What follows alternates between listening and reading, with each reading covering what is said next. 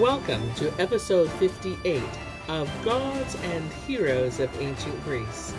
My name is MyLinda Butterworth, and today we continue with the tale of the Heraclidae, with the story of the battle.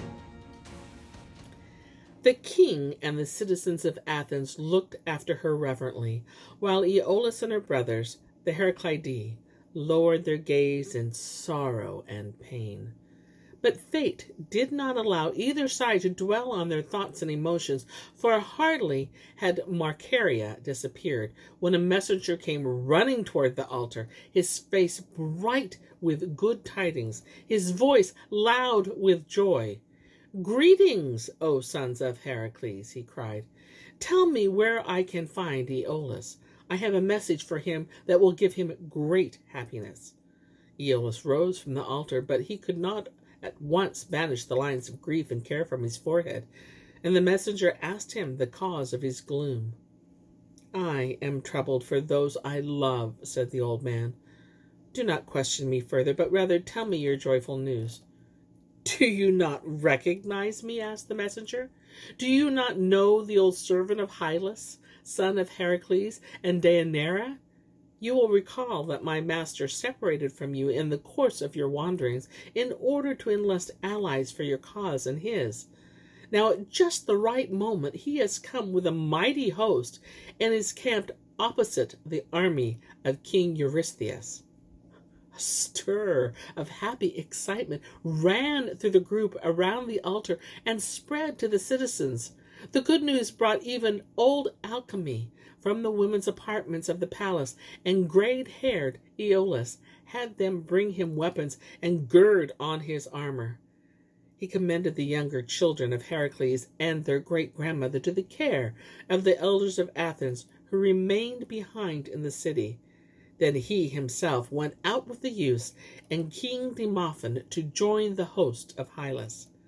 Now, when the allies were drawn up in battle array, and the field glittered with armor as far as the eye could reach, when only a stone's throw away stood the king of King Eurystheus, who had placed himself at the head of the countless rows of armed men, Hyllus, son of Heracles, descended from his war chariot, and standing in the narrow space between the hosts, called to the Argive king, "King Eurystheus, before we shed blood, before two great armies begin to fight for the sake of a handful of people and threaten each other with destruction, hear what I propose.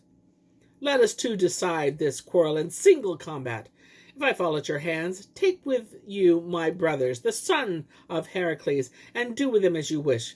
But if I defeat you, then let the sovereignty of my father, his house, and his rule in Peloponnesus be assured to me and mine." The allied host expressed their approval of this plan in loud applause, and the Argives muttered their consent. But Eurystheus, who had long ago proved himself a coward, and who was again deeply concerned for his life, flatly rejected the proposal and would not leave his column of men. So Hyllus, too, returned to his hosts. The seers made sacrifice, and soon the battle cry was sounded. "Fellow citizens," Demophoon called to his men, "remember that you are fighting for house and hearth, for the city that gave you birth, that feeds and protects you." On the other side, Eurystheus begged his men not to disgrace Argos and Mycenae, but to add to the glory of their mighty state. And now the Tyrrhenian trumpets blared, shield thudded on shield, wheels rattled, spears rang, swords clashed, and the groans of the fallen sounded between. For one awful instant, the allies of the Heraclidae recoiled from the thrusts of the Argive lances, which threatened to break their ranks. The next moment, they not only hurled back the enemy, but surged forward themselves. For a long time, the outcome was uncertain. At last, the Argives fell back in confusion, and armored men and chariots all turned to flee. At that, Old Iolaus suddenly felt a craving to make glorious his age by one last bold deed. As the chariot of Hyllus rolled past him to strike at the fleeing host of the enemy from the rear, the old man stretched his right hand up to the stalwart hero and begged to mount the chariot in his stead. Hyllus reverently made way for his father's friend, for the protector of his brothers, and yielded his place to him.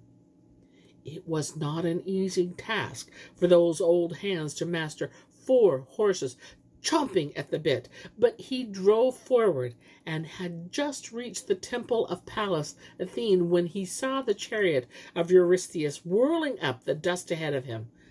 Then he drew himself up and prayed to Hebe, the goddess of youth, to lend him the strength of youth for a single day, so that he might take vengeance on the foe of Heracles. And a miracle came to pass. 2 stars sank slowly out of heaven and came to rest on the horses' harnesses.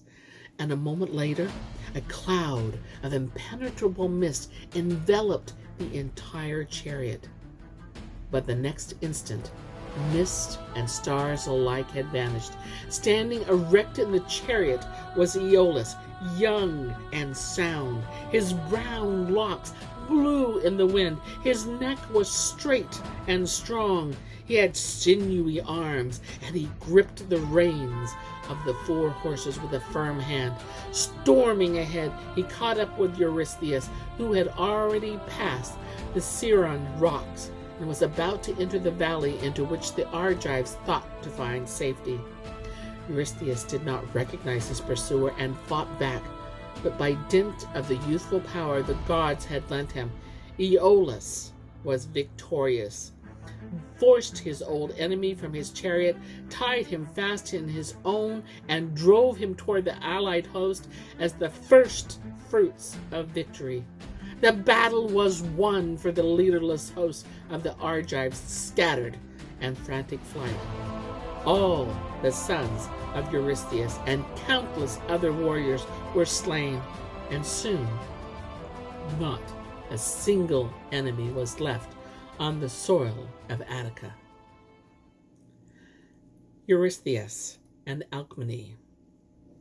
The victors had entered Athens, and Iolaus, who had again become an old man, brought before the mother of Heracles the humbled pursuer of a race of heroes, bound hand and foot. "It is you, hateful Eurystheus," the old woman cried exultantly. "Have the gods brought justice upon you at last? Do not bow your head to the ground, but look your foe full in the eyes. So this is you.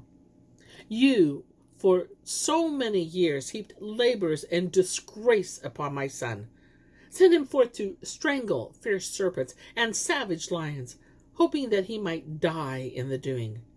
It was you who drove him down to the darkness of Hades, certain that he would have to remain in the underworld. And then, with every device, with all the power at your back, you hunted me, his mother, and his children from the land to land, trying to drive us from all of Greece and snatching us from the altars that offered asylum. But you came up against men who were not afraid of you. You came to a free city, and now you must die, and may think yourself fortunate if you suffer only an instant death, for the crimes you have committed deserve torture and death many times over." Eurystheus did not want to show fear before a woman. He collected himself and spoke with feigned coolness and calm. "You shall hear no word from my lips that might even seem to plead. I do not rebel against dying, but let me say this in justice to myself. It was not I of my own free will who faced Heracles as a foe. It was Hera, the goddess, who bade me work against him all my days. But once I had made an enemy of this mighty man, of this demigod, though it was counter to my wish, did I not have to do all I could to save myself from his anger? Even after his death, was I not compelled to persecute his sons, growing up as my foes, as the avengers of their father? Now do with me what you will. I do not long for death, but neither does it distress me to give up my life." So said Eurystheus, and appeared composed in the face of destiny. Hyllus himself spoke in defense of the prisoner, and the citizens of Athens invoked their city's gentle custom of showing mercy to a defeated foe. But Alcmene was implacable, for she could not forget the sufferings her immortal son had been forced to endure as a servant of a cruel king. She remembered the death of her beloved granddaughter, who had accompanied her to Athens and died of her own free will in order to snatch the victory from Eurystheus and his overwhelming numbers. Vividly, she pictured the fate she and all her grandsons would have suffered were Eurystheus standing before her as a victor instead of captive. "No! Let him die," she cried. "No mortal man shall save this evildoer from my revenge." Then Eurystheus turned to the Athenians and said, "My death will not bring misfortune upon you, who have pleaded so kindly on my behalf. If you give me worthy burial and dig my grave near the temple of Pallas Athene, where defeat overtook me, I will guard your land as a guest who means well by his host, and no enemy shall ever cross your borders. For you must know that the descendants of these youths and children you are protecting will one day fall upon you with weapons, and ill repair the kindness you have shown their fathers. Then I, who am the sworn foe of the line of Heracles, will be your liberator." With these words, he went to his death unafraid, and died more nobly than he had lived. And here is where I end my tale for today. But I'll be back with more tales, many more tales. Until then, my friends, enjoy the journey.